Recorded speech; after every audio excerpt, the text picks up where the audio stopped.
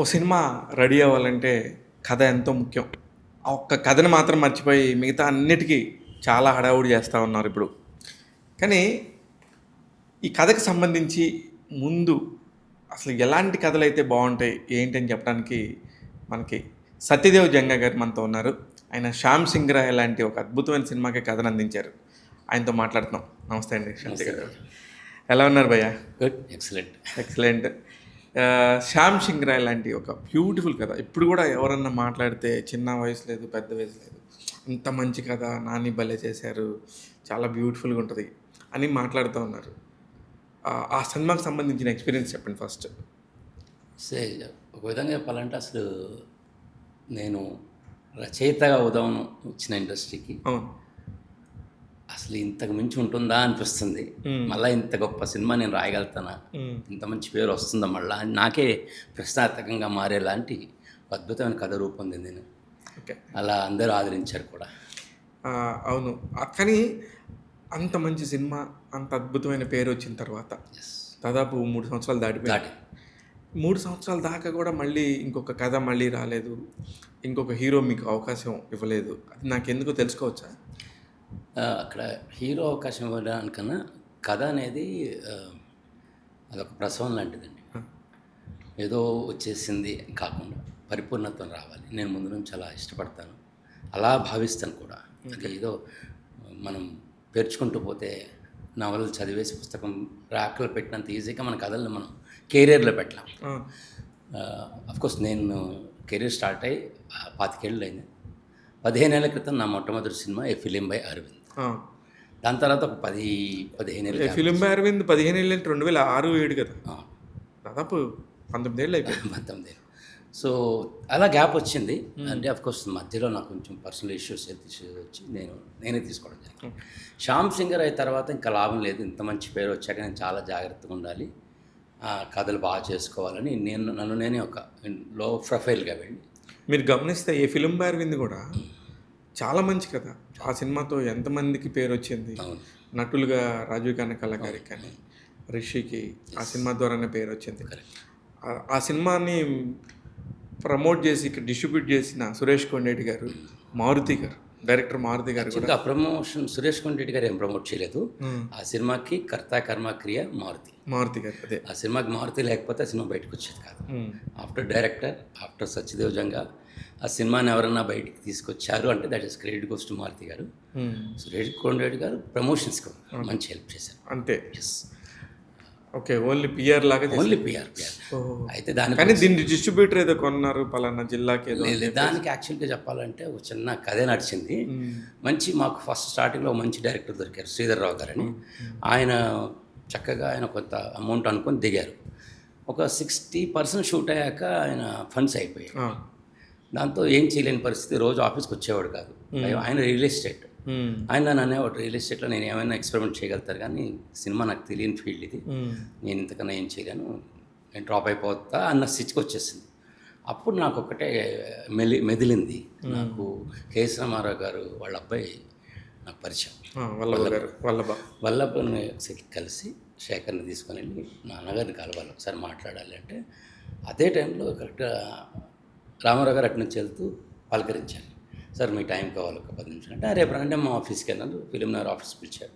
వెళ్ళంగానే ఫస్ట్ వాడు ఏమన్నారంటే, నేను ఇప్పుడేం సినిమాలు తీయట్లేదు, నేను ప్రభాస్తో జూనియర్ ఎన్టీఆర్ గారితో సినిమాలు ఈ ఇయర్ ఎండింగ్లో ఇప్పుడు ప్లాన్ చేస్తున్నారు అన్నారు. అప్పుడు నేను ఒకటే మాట అన్నా, సార్ మీరు సినిమా తీయక్కర్లేదు, రూపాయి ఇన్వెస్ట్మెంట్ చేయక్కర్లేదు, మీరు ఒక 1 అవర్ టైం ఇవ్వండి, మేము కథ మీకు వినిపిస్తాం అని చెప్తే ఆశ్చర్యంగా ఇంట్రెస్ట్ లేకుండానే కథ విన్నారు ఆయన. ఓకే. కథ విని ఇప్పుడు నన్ను ఏం చేయమంటారు, కేఎస్ రామారావు గారి ప్రజెంట్స్ అని మాకు కావాలి అన్న. లేచి సెకండ్ ఇచ్చి, నా 30-40 ఏళ్ళ కెరీర్లో ఎవరు ఇలా అడగలేదయ్యా, నాకు నచ్చింది కాన్సెప్ట్ అని సురేష్ కొండేటికి ఫోన్ చేశాను. నేను ఒక కథ విన్నానయ్యా, నా ఫ్రెండ్స్ కథ చెప్తున్నారు, 2 డేస్లో ప్రెస్ మీట్ అన్నారు. అప్పటికి 60% అయిపోయింది సార్. ఓకే. కొత్తగా జీవం పోసుకొని మళ్ళా ఆ సినిమా మొదలైంది. మారుతి వచ్చి యాడ్ అయ్యారు. మారుతి గారు ఎలా యాడ్ అయ్యారు? మారుతి మాకు ముందు నుంచి పరిచయం. తను డాటా క్విస్ట్లో యానిమేటర్స్ వర్క్ చేస్తునేవారు. ఆ టైం నుంచి గురుజీ అని మాట్లాడుకునేవాడు నేను శేఖర్. ఒకరోజు వెళ్ళి ఇలా ప్రమోషన్స్ ఈ ప్రపోజల్ అంతా చెప్పాము, ఇలా అనుకుంటున్నాం అంటే కరెక్ట్గా తను మ్యారేజ్ టైం, మ్యారేజ్ అయ్యి ఏదైనా బిజినెస్ స్టార్ట్ చేద్దాం ఉంది గురూజీ అన్నాడు నాతో. ఇది పరిస్థితి, మొత్తం కథే చూసారు కదా, ఫుటేజ్ కూడా చూడండి కావాలంటే, నమ్మకం ఉంటే సినిమాలో యాడ్గా ఉంటాను. వెంటనే రెండో మాట చెప్పకుండా వచ్చి ఆ 40% అతను టేక్ ఓవర్ చేసి పూర్తి అవ్వడానికి అరకులు ఆయనే అద్భుతంగా హిట్ అయింది. మారుతి గారికి ఆయనకున్న మంచి సంబంధాల వల్ల సురేష్ కుండారి గారు కూడా ఒక ఏరియా తీసుకుని ఉన్నారు. కృష్ణా జిల్లాలో ఏదో తీసుకున్నట్టున్నారు. అందుకని ఊరికే అప్పట్లో బాగా ప్రమోట్ అయ్యి చాలా పెద్ద విషయం కదా. ప్రమోషన్స్కి తను చాలా హెల్ప్ చేశారు. అదే శేఖర్. అవును, అసలు నా ఫస్ట్ ఇంటర్వ్యూ సంతోషం సురేష్ కొండరెడ్డి గారు. అది అయితే టాపిక్ వచ్చింది కాబట్టి మారుతి గారు ఈ రోజున అప్పుడు మీరు చూసిన మారుతికి ఇప్పుడు చూసిన మారుతికి వ్యక్తిగతంగా ఏమి నాకు తెలిసి పెద్దగా ఏమి మారడు. ఎందుకంటే ప్రభాస్తో సినిమా తీస్తున్నా కానీ అసలు నిజం చెప్పాలంటే నేను ఎంతోమందిని చూశాను. నేను చూడని డైరెక్టర్ లేరు. ఆల్మోస్ట్ 80% ఆఫ్ డైరెక్టర్స్ని చాలా దగ్గరగా చూశాను. నాకు నిజంగా ఈరోజు కూడా నాకు గాడ్ ఇచ్చిన గిఫ్ట్ ఏంటంటే మారుతి లాంటి మిత్రుల్లో. మొన్న మధ్య April 6th నా బర్త్డే అయితే తను వచ్చి ఆ బర్త్డేకి తన ఎక్స్పీరియన్సెస్ అన్నీ చెప్పుకున్నాడు నాతో.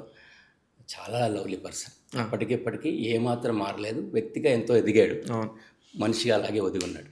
సూపర్. జస్ట్ ఊరికే టాపిక్ వచ్చింది కాబట్టి మాట్లాడాను. కానీ ఇంతమంది మీకు పరిచయస్తులు కదా, ఇంతమంది పరిచయస్తుల్లో ఇది నా దగ్గర నుంచి స్టార్ట్ అయిన కెరియర్లు వీళ్ళు ఇక్కడికి వెళ్ళారు అంటే మీరు ఒక కథకుడు, కథ చెప్పగలుగుతాం, మీకు ఒక వెనత పెట్టిన విద్య. కానీ మీరు మధ్యలో చాలా ఉద్యోగాలు చేశారు భయ్యా. నాకు రోజు కనబడేవాళ్ళు మేము రెగ్యులర్ ప్రెస్ మీట్కి వెళ్ళినప్పుడు కానీ అక్కడ ఇక్కడ. అంటే మీ ప్రస్థానానికి ఎటువైపు తిరిగి ఎటేటో వచ్చింది. అసలు దానికి రీజన్ ఏంటో చెప్తారా? చాలా మంచి క్వశ్చన్. దాని దగ్గర నా దగ్గర అద్భుతమైన సమాధానం ఉంది. ఏ వ్యక్తి కూడా సమాజంలో ఉన్నప్పుడు మన మొట్టమొదటి బాధ్యత మన కుటుంబం. కరెక్ట్. పెళ్లి చేసుకున్న భార్య కావచ్చు, జన్మనిచ్చిన తల్లిదండ్రులు కావచ్చు, అక్కడి నుంచి వస్తుంది తల్లిదండ్రులు, భార్య, పిల్లలు మన కోసం. వాళ్ళు పస్తులు అనకూడదు. నేను యాక్చువల్గా ఇండస్ట్రీకి ఎంటర్ అయింది నేను, పూజన్నాథ్, శ్రీకాంత్ గారు, రవితేజ్ గారు అంతా ఆర్టిస్ట్గానే ఎంటర్ అయ్యాం ఒకటే టైంలో. ఓకే. సో నేను అలాగే నాకు అవకాశాలు దొరకలేదు కదా అని ఉంటే కృష్ణానగర్లో అందరు తాగి సగం సగం టీలు, సగం సగం సిగరెట్లు తాగుతూ అలాగే జీవితం ఉండేది. అక్కడికి ఆగకుండా ఓకే మనకి ఇక్కడ ఒక డోర్ క్లోజ్ అయింది, ఇంకో డోర్ ఏదైనా మనమే ఓపెన్ చేసుకోవాలి. నాకు సంగీత జ్ఞానం ముందు నుంచి, కర్ణాటక సంగీతం నేర్చుకున్నాను. అదే టైంలో 93లో సంగీత్ సాగర్ అని ఒక షోరూమ్ ఓపెన్ అయింది. అవును, సంగీత్ సాగర్. ఎస్. నాకున్న నాలెడ్జ్తో అక్కడ నేను ఒక జాబ్ తీసుకున్నాను. వాళ్ళు చక్కగా నన్ను రిసీవ్ చేసుకున్నారు. వాళ్ళకి నా రిక్వైర్మెంట్ చాలా ఉండే ఆ టైంలో. వాళ్ళు వేరే వాళ్ళ క్యాసెట్లు మనం అమ్మడం ఏంటి, మనమే క్యాసెట్లు ప్రొడ్యూస్ చేసి అమ్ముదాం అని ఐడియా ఉమేష్ గుప్తా గారికి ఇవ్వడం. ఆయన అక్కడి నుంచి ఒక ఆదిత్య మ్యూజిక్ అనే సంస్థని పెట్టి నన్ను మేనేజర్గా తీసుకొని అంచెలంచెలుగా దినదిన అభివృద్ధి చెంది ఒక సౌత్ ఇండియాలో టాప్ మోస్ట్ కంపెనీకి సీనియర్ మేనేజర్ స్థాయికి వెళ్ళాను. మధ్యలో టైమ్స్ ఆఫ్ ఇండియా వాళ్ళు పిలిచారు నాకున్న ఎక్స్పీరియన్స్కి. అక్కడ ఒక 4 ఏళ్ళు ఉన్నాను టైమ్స్ మ్యూజిక్కి. సో నాకున్న ఈ కళారంగంలోనే ఎక్కడికి డివైడ్ కాకుండా సంగీతం అనే ఒక చాప్టర్ ఓపెన్ చేసి దాని మ్యూజికల్గా నాకు మీరు సత్యదేవ్ అనగానే టైమ్స్ మ్యూజిక్ అనో ఆదిత్య మ్యూజిక్ అనో తప్ప నాకు వేరే తెలీదు. ఆ తర్వాత ఏ ఫిలిం బ్యారవిందుకు కథ మీరనేది కూడా మాకు తెలియదు నిజంగా. ఎందుకంటే ఎందుకనో ఉన్నారు కానీ అక్కడక్కడ తిరిగేవాళ్ళు కానీ ఏదో మ్యూజిక్కి సంబంధించి అనుకునేవాడిని తప్ప. కారణం ఏంటంటే నేను దాని తర్వాత నేను మ్యూజిక్ వైపు వెళ్ళిపోయాను. నాకు కొంచెం హెల్త్ ఇష్యూస్ వచ్చాయి. ఓకే. నాకు కాల్ ఆపరేషన్ అయ్యి హిప్ రిప్లేస్మెంట్ అయ్యి మా ఇంట్లో గొడవ పెట్టేశారు. నువ్వు అసలు ఈ ఫీల్డ్కి వెళ్తే నీ ఆరోగ్యం పూర్తి పాడైపోతుంది, ఏదైనా కూర్చుని చేసే జాబ్ చేసుకుంటే. అప్పుడు నేను షిఫ్ట్ అయిన ఆదిత్య మ్యూజిక్ అక్కడే 15 ఏళ్ళు 20 ఏళ్ళు అక్కడే ఉన్నాను. ఇంకా లాభం లేదు. 2020 తర్వాత పొరుగు తొలుస్తుంటుంది కదా రచిత్, ఈ లోపల చాలా కథలు రాసుకోవడం జరిగింది. ఫైనల్గా నేను left the company Aditya music. రావడం శ్యామ్ సింగ్ రాయ్ పడింది. శ్యామ్ సింగ్ రాయ్ కథ అలా పడటానికి కారణం దానికి ముందు అసలు మీ నేపథ్యం ఏంటి? మీరు అసలు ఏ ఊరు, ఎక్కడి నుంచి వచ్చారు, ఏం చదువుకున్నారు? ఇప్పుడు మధ్యలో కర్ణాటక సంగీతం అన్నారు, ఇది నాకు తెలియదు. నాకు ఓన్లీ ఆదిత్య మ్యూజిక్ సత్యదేవనో లేకపోతే టైమ్స్ మ్యూజిక్ సత్యదేవనో మీరు మంచి మంచి డీల్స్ చేసేవాళ్ళు. ఆడియో కంపెనీస్కి ఇండస్ట్రీకి మధ్యలో వారధిగా ఉంటూ కోట్ల రూపాయల కాంటెంట్స్ని, డబ్బుల్ని మీ కళ్ళ ముందు చేతులు మారటం నేను చూశాను. వీటిలో మీకంటూ మీరు చేసిన పనిని మెచ్చి పలానా హీరో కానీ పలానా దర్శకుడు కానీ మీకు కృతజ్ఞతగా ఉన్న సందర్భాలు ఏమైనా ఉన్నాయా? అంటే మీరు ఇందాక అడిగిన ఫస్ట్ క్వశ్చన్కి ఆన్సర్ ఏంటంటే ఐ స్టార్టెడ్ మా నేపథ్యం అంటే మాది కావలి, నెల్లూరు జిల్లా. అవును. సో మా నాన్నగారు అక్కడ హెడ్ మాస్టర్, తెలుగు పండితులు, రచయితలు చాలామంది ఉంటారు కావల్లో. ఎందుకు నటుడు రాజనాల్ గారు, నాగభూషణం గారు, వీళ్ళంతా కావాలి. మా నాన్నగారు నాటక రచయిత. ఓకే. షేక్స్పియర్ నాటకం మర్చెంట్ ఆఫ్ వెనీస్ నాటకాన్ని తెలుగు చేత ఆంధ్ర అనువాదం చేశాను 1942-43 టైంలో. ఓకే. మొట్టమొదటి నాకు తెలిసి తెలుగు ఆంధ్ర అనువాదం షేక్స్పియర్ మర్చెంట్ ఆఫ్ వెనీస్ని మేము చదువుకున్న పాఠం కూడా ఉంది కదా. నాన్ తెలుగు ఉండేది. అవును. మిత్ర విజయం అనే పేరుతో తెలుగులో తీసుకొచ్చి ఎన్నో పర్ఫార్మెన్స్ చేశారు. అప్పట్లో మృచ్ఛకటికం మిత్ర విజయం కలిసి చేసేవాడు చాలా చోట్ల. అలా అది కాంపిటీషన్ ఉండేది. సో నేను చిన్నప్పటి నుంచి దగ్గరగా మా నాన్నగారి నాటకాలు అవి చూసి నాకు ఇన్స్పైర్ అయ్యి నటుడు అవ్వాలి, రచయిత అవ్వాలని నాకు తాపత్రయం ఉండేది. అలా అలా నేను ట్రావెల్ చేస్తూ హైదరాబాద్ వచ్చేసాము 77లో. ఇక్కడికి వచ్చాక కూడా నాకు కథక్ డాన్స్ 77లో మీరు హైదరాబాద్ 67లో పుట్టా. అదే అర్థమైంది. 77లో హైదరాబాద్ వచ్చాము 10 ఏళ్ళకి. ఇక్కడ కథక్ డాన్స్ రాంజీబాబు గారు మా పెద్ద ఇంట్లో అద్దెకుండేవాళ్ళు. ఆయనతో వెళ్ళి ప్రోగ్రామ్స్ చూస్తూ పరిచయాలు పెంచుకొని ఇంకా అక్కడ అనిపించింది ఓకే, ఒక మనిషి ఒక కళాకారుడు ఎలివేట్ కావాలంటే సినిమా. ఓకే. సినిమా అనేది ఒక గొప్ప భూమిక, అసలు అక్కడ రావాలని చెప్పి నాకు అక్కడ నుంచి సినిమా యాక్టర్గా ఆర్టిస్ట్గా ట్రై చేయడం అనుకోకుండా మొట్టమొదటి ఇండస్ట్రీకి వచ్చింది మీ ఫ్యామిలీలో మీరే? నేనే. బయటకు వచ్చింది దీన్ని ప్రొఫెషన్గా తీసుకుంది. అప్పట్లో థియేటర్ ఆర్టిస్ట్కి చేశాను. ఫస్ట్ సినిమాకి రాకముందు సివిఎల్ నరసింహారావు గారి బ్రదర్ హనుమంతరావు, ఆ తర్వాత భరణి గారి బ్రదర్, తర్వాత ఇలా చాలామంది ఆర్టిస్ట్ చైతన్య, ముఖ్యంగా మన రఘు కుంచే, మేమంతా కలిసి స్ట్రీట్ ప్లేస్ చేసాం. అవునట, చెప్పాడు, రఘు కుంచే కూడా చెప్పారు. అవును, స్ట్రీట్ ప్లేస్ చేసాం మేము.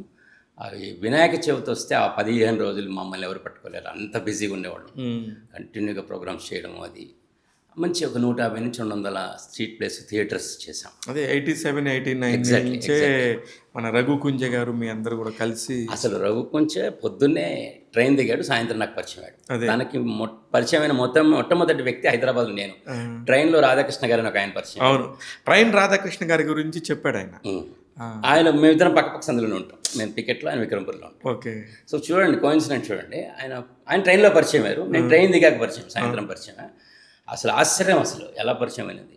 రఘు కొంచెం ఒక మ్యూజిక్ కాలేజ్కి వచ్చి అక్కడ అడ్మిషన్ ట్రై చేస్తే వాళ్ళు పంపించేస్తారు, అడ్మిషన్ లేదండి ఇప్పుడు లేదు, మీరు ఎప్పుడో వచ్చారు, స్టార్ట్ అయిన 3 నెలలకు వచ్చారని. మనవాడు ఎక్కడున్నా కూడా చుట్టూతా సరదాగా అబ్బాయిలు అమ్మాయిలు జాయిన్ అయిపోతుంటారు, ముఖ్యంగా అమ్మాయిలు. పాటలు పాడుతున్నాడు, ఏదో అన్నమాచారి కీర్తన శుభలేఖలో పాట. ఆ టైంలో నేను విన్నాను, పక్కన పిలిచాను, ఏంటి మీరేమైనా సినిమాల్లో పాడుతున్నారంటే, లేదు పాడదామని వచ్చాను, మాది గాదరాడ రాజమండ్రి దగ్గర. ఈ వివరాలని చెప్పాక అప్పుడు ఏంటి మ్యూజిక్ నేర్చుకున్నాను. అప్పుడు శ్రీరంగ గోపాలరత్నం గారు నాకు బాగా ముఖ్యం, పద్మశ్రీ, ఆవిడ ఒక మహానుభావురాలు. ఆవిడ దగ్గర తీసుకెళ్ళాను. పేరు పద్మశ్రీ శ్రీరంగం గోపాలరత్నం గారు. ఆవిడ గొప్ప మహాగాయని. ఆవిడ మన ఎంఎస్ సుబ్బలక్ష్మి గారు లాంటి స్టాండర్డ్ ఉన్న గొప్ప గాయని. పద్మశ్రీ వచ్చింది ఆవిడకి. ఆవిడ నాకు బాగా ముఖ్యం, నా గురుగారు ఆవిడ దగ్గర తీసుకెళ్తే, ఇదేంటయ్యా ఇప్పుడు తీసుకొచ్చావు అంటే, మీరు ఫస్ట్ గొంతు ఇవ్వని వినండి. పాట వినగానే వెంటనే ఎక్సైటెడ్, చాలా బాగుంది. వెంటనే అడ్మిషన్ పిలిచి అడ్మిషన్ చేసింది. అక్కడ మ్యూజిక్ కాలేజ్ కంటిన్యూ. అక్కడ నుంచి తెలుగు యూనివర్సిటీ షిఫ్ట్ అయ్యాడు. నాన్న నీ గ్రాడ్యుయేషన్ ఉందిరా, నువ్వు ఇక్కడ ఉండొద్దు, నేను నేర్చుకొని డిగ్రీకి వెళ్ళిపో, తెలుగు యూనివర్సిటీలో చేరాడు. ఇంకా అక్కడ అంచెలంచెలుగా వాడిని ఎవరు జగమెరిగిన సత్యం, ఒక యాంకర్గా, ఒక సింగర్గా, డబ్బింగ్, ఎక్కడ ఏ ఛాన్స్ వచ్చినా సరే, ఎక్కడ ఏది అలా ఉండాలండి. పనిని మాత్రమే రెస్పెక్ట్ చేస్తాడు. నాకు మొన్న మారుతి నన్ను ఆదర్శంగా తీసుకోమని చాలామందికి చెప్పాడు, నేను రఘు కొంచెం ఆదర్శంగా తీసుకోమని చెప్తాను. ఎందుకంటే ఎన్ని మార్గాలు, ఎక్కడ అవకాశం వస్తుందో తెలియదు. ఒకటి క్లోజ్ అయిపోయాయని చెప్పేసి మందు కొడుతూ ఇంట్లో కూర్చోవడం కాకుండా ఇంకొకటి ఏదైనా ఉంటుందా, మనకి ప్రతి క్షణం మనకు విలువైందే. కరెక్ట్. సో చాలా చిన్న లైఫ్ పోయా, ఆర్టిస్టులు పోయా. నేను ఎంతోమందిని కళ్ళారా చూసి ఎందుకు చెప్తున్నానంటే, చాలామంది ఆర్టిస్టులు గొప్పగా అలా వచ్చి పుచ్చించుకుపోయి ఏమి లేదని చెప్పి అలా 35, 40, 50 ఏళ్లలో ప్రాణాలు కోల్పోయిన వాళ్ళని చూసా, కళ్ళారా చూసా. ఒకప్పుడు పేరు చెప్పకపోలేదు అని పురాణం సూర్య లాంటి ఒక ఆర్టిస్ట్ని చూసాను నేను. పూరి జగన్నాథ్ ఎంత ఎగ్జైట్ అయ్యేవాడు చూసి, గొప్ప పర్ఫార్మర్ అతను, చనిపోయాడు. ఎలా ఎందుకు పోతారో తెలియదు, అర్థం కాదు. మనకు న్యాచురల్ డెత్ వస్తే అది వేరే విషయం, మనం స్పాయిల్ చేసుకోకూడదు లైఫ్ని. మిమ్మల్ని చూడగానే నాకు పూరి జగన్నాథ్ గారు కూడా, మిమ్మల్ని చూడగానే నాకు బ్యాక్గ్రౌండ్లో ఆయన కనబడుతూ ఉంటారు. పూరి జగన్నాథ్ గారికి మీకు అనుబంధం ఎట్లా? చాలా, అందరికన్నా ఎక్కువ నాకు అనుబంధం పూరితో ఉంది. ఈవెన్ రఘు కొంచెం కన్నా ఎక్కువ అనుబంధం పూరితో ఉంది. 89లో అతను నర్సీపట్నం నుంచి వచ్చిన నెలకో 2 నెలకో నాకు పరిచయం అయ్యాడు. ఓకే. అసలు పరిచయమైన ఇన్సిడెంట్, నాకు క్లోజ్ మిత్రుడు కాబట్టి నేను చెప్తాను, మామూలుగా ఒక దర్శకుడిని తక్కువ చేయడం కాదు. నా ఫ్రెండ్ చైతన్య అని ఆర్టిస్ట్ ఉండేవాడు, అతను సుమన్లా ఉండేవాడు, సుమన్ గారిలాగా. సో అతనికి మధు ఫిల్మ్ ఇన్స్టిట్యూట్ ప్రిన్సిపల్ జట్ల వెంకటస్వామి నాయుడు గారని గొప్ప కెమెరామెన్, ఆయన ఫ్రేమ్ పెడితే ఒక పీసీ సిరం పెట్టినట్టే బా. అద్భుతంగా తీస్తారు ఆయన. అయితే ఈ ఫొటోస్ తీద్దాం అనగానే ఆయన ఓకే ఎర్లీ మార్నింగ్ 5:30కి ఇందిరా పార్క్ వచ్చేయండి అనగానే ఫాగ్లో డిసెంబర్ మంచిలో వెళ్ళిపోయాం. చలిపో మంచి ఫాగ్ ఉంది. ఫోటోలు దిగడానికి కారు దిగాం మేము. ఇలా వెళ్ళేటప్పటికి ఆయన కూడా కారు దిగాడు, పక్కన కుర్రాడు ఉన్నాడు. కొంచెం అప్పుడప్పుడు సన్ రైజ్ వస్తుంది. వస్తున్న టైంలో థర్మాకోల్ పట్టుకోవాలి, మీరు పట్టుకుంటారో ఏమో అభ్యంతరం లేదు కదా అని అన్నాడు. అసలు ఎవరు సార్ దానిదే ఉంది అన్న. అరే జగన్ రా, నువ్వు కూడా థర్మాకోల్ పట్టుకోవాలి. అటువైపు థర్మాకోల్ పట్టుకుంది జగన్, పూరి జగన్నాథ్, ఇటువైపు పట్టుకుని చచ్చితే వచ్చాను. మేము ఇద్దరం అలా పరిచయం. ఓకే, అలాగా అలా పరిచయం. ధర్మకోల్ బంధం మీది. థర్మాకోల్ అది ఫెవికోల్ లాగా అంటుకుపోయింది. చాలా ట్రావెలింగ్ మాది. ఎలాంటిదంటే ఒక ఫ్యామిలీ ఫ్రెండ్షిప్. ఈరోజు కూడా వాళ్ళు మిస్సెస్ లావణ్య గారు అన్నయ్య అని పిలుస్తున్నాను. మా ఇంట్లో ఏ ఫంక్షన్ అయినా అటెండ్ అవుతారు. ఆ ఇద్దరు పిల్లలు నా చేతులు కూడా పెరిగారు, పవిత్ర అండ్ ఆకాష్. అదే అదే తర్వాత అంచెలంచెలుగా ఎదుగుతున్న పూరిని చూసి ఇంకా ఇంత ఒకటి. అతనిలో గొప్ప విషయం ఏంటంటే పడిలేచే కడలి తరంగం అంటారు చూడండి. ఒక తరంగం, ఒక వేవ్ కింద పడితే అయిపోయిందిరా అనుకోకూడదు, ఇంకా లేస్తుంది. అదే మళ్ళీ వెళ్ళి ఇంకోటి తీసుకొస్తుంది. అలా ఆయన అంచెలంచెలుగా నిజమే గొప్ప స్థాయి. ఆయన అసలు ఇండస్ట్రీలో ఎన్ని రకాల అద్భుతాలు జరుగుతాయో, ఎన్ని రకాల నిశ్శబ్దాలు జరుగుతాయో అన్నీ చూసిన వ్యక్తి అన్నీ ఉన్నాయి. అప్పో నవలలు ఇష్టం తనకి, చాలా బాగా చదువుతాడు, చాలా చదువుతాడు. వడ్రచండిదాస్ నవల నేను హిమజ్వాల ఇచ్చా. అసలు అన్నయ్య 900 పేజీలు నాకు చదివినిపిస్తావా అన్నాడు. చదివిస్తాక నేను చదివిని చెప్తాను. నేను హిందీ శివ షూట్లో సారథిష్యుడు లాన్లో కూర్చొని రోజు చెప్పేవాడిని కదా. వెంటనే అనుక్షణికం అనే పుస్తకము రైట్స్ తీసుకొచ్చేసాడు వడ్రచండిదాస్ గారు. నేను సీరియల్ తీస్తానని చెప్పేసి. అప్పట్లో తన కెరీర్ మొదలైంది సింగిల్ ఎపిసోడ్స్కి దూరదర్శన్కి. తన ఫస్ట్ సింగిల్ ఎపిసోడ్కి అసోసియేట్ డైరెక్టర్ నేను, హీరో రఘుకుంచె చైతన్య. సినిమా పేరే వీడనే బంధం. సినిమా తీస్తే 2 తీశాడు. ఆ 2ట్లో ఏది ఫస్ట్ ఏది సెకండ్ నాకు గుర్తులేదు. ఇక్కడ అప్పట్లో నాకు అమిత్ చెట్టు అసలు సినిమా అనగానే సింగిల్ ఎపిసోడ్ కానీ సీరియల్ కానీ ఏదనగానే కో డైరెక్టర్ అన్న ఒకటే వర్డ్ ఉంటుంది అనుకున్నా. నాకు అసోసియేట్ అసిస్టెంట్ ఏది తెలియదు నాకు. అనే కో డైరెక్టర్ నేనే కదా, కో డైరెక్టర్ నేనే కదా అని చెప్పేవాడిని. నువ్వే భయ్యా అనేవాడు. నన్ను రానే ఎప్పుడు నన్నయ్యా అనే, మా ఇద్దరి మధ్య చదువు నువ్వే అన్నయ్యాను, డోంట్ వరీ. ఫస్ట్ టైం దూరదర్శన్లో సీరియల్ మొదలైంది. ఫస్ట్ ఫ్రేమ్ ఫస్ట్ షార్ట్ అయింది తెలుసా, కో డైరెక్టర్ సత్యదేవ్ అని బండాక్షరాలతో పడి. అది ఏంది తర్వాత అప్పుడు ఎగ్జైట్ అయిపోయి తర్వాత సరదాగా సెటైర్గా వేసాడు నా మీద. అంటే కో డైరెక్టర్ అనేది తర్వాత వస్తుందిరా బాబు. మా ఇద్దరి మధ్య బంధం లాంటిది. Very nice. అసలు ఎంత మంచి బ్యూటిఫుల్ ఫ్రెండ్షిప్ని గురించి చెప్పారు.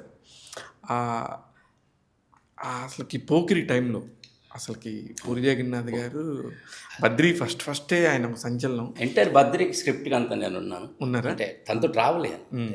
తను అప్పట్లో హిందీ ఏదన్నా చెప్పాలంటే ప్రొడ్యూసర్స్కి నన్ను పిలిచాడు.